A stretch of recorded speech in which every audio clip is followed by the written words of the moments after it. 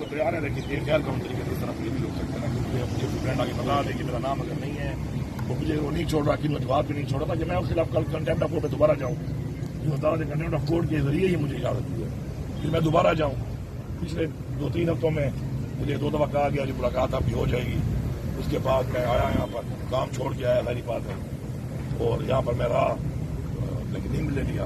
अब दोबारा जो है वो जो एक अदालती आर्डर है उसके मुताबिक कंटेम्प्ट के बाद अभी मेरा नाम डाला है, पार्टी के लोग आते हैं क्योंकि मेरा नाम है।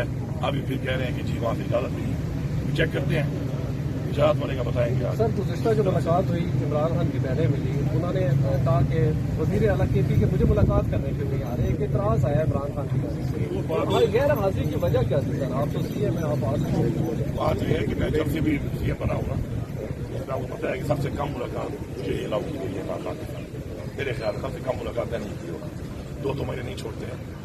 तो उसके ऊपर जारी मैं अदालत जाता हूँ, फिर कंटेम्प्ट ऑफ कोर्ट में जाता हूँ, उसके बाद ही थोड़ा डिले टैक्टिव जिस तरह चल रही है, कोर्ट पे कानून तो है नहीं, अदालती आर्डर को भी नहीं मानती है, तो फिर मुलाकात मिल जाती है। अभी तकरीबन 4 हफ्ते से मैं इसी चक्कर में मुलाकात के लिए कोशिश कर रहा हूँ, तो नहीं छोड़ रहे।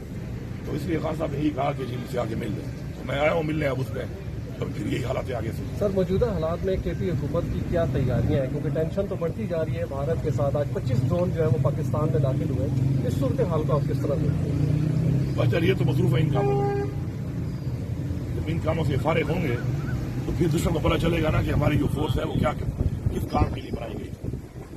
वो सरहदों के लिए बनाई गई थी, वो दुश्मन के लिए बनाई गई थी, अपनों के लिए बनाई गई थी, तो उनको भी तो पता चलता है यहाँ पर कि यहाँ पे तो ये हालात चल रहे हैं, यहाँ पे तो ये सारे कोर काम मसरूफ है, तो ये यहाँ पे लगे हुए हैं, वो हमारे पे ड्रोन मारी जा रहे हैं और बाज भी नहीं आ रहे और हम मतलब दिफाई कर रहे हैं अपना।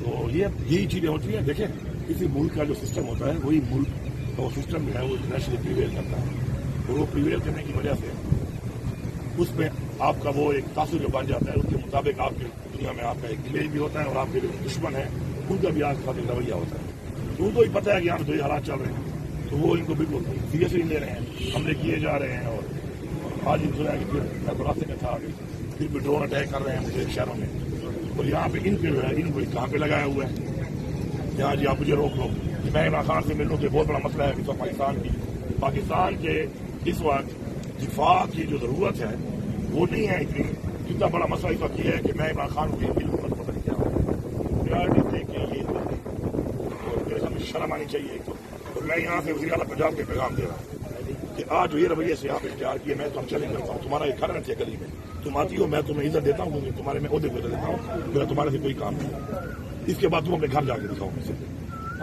वज़ीर आला पंजाब को मैं कह रहा हूँ कि इसके बाद तुम्हारा जो घर KP में है, तुम KP से गुजर कर अपने घर जाके दिखाओ मुझे। अगर आज ये रवैया यहाँ पे हुआ तो मुझे वहाँ कहाँ मुझे स्टूडेंट मिलने दे, वो अदालत की धज्जियां उड़ा दे, आर्डर की धज्जियां, ठीक है कानून है, मैं वापस आ जाऊंगा।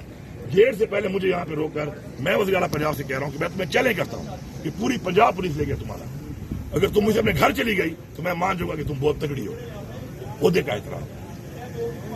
एहतराम होता है, अगर आप ओहदे का एहतराम नहीं करेंगे तो हमारी तरफ से भी यही रवैया होगा, फिर अपने घर जाने की नहीं रहोगी तुम भी। अगर ये रवैया है तो फिर ऐसा है तो वैसे सही।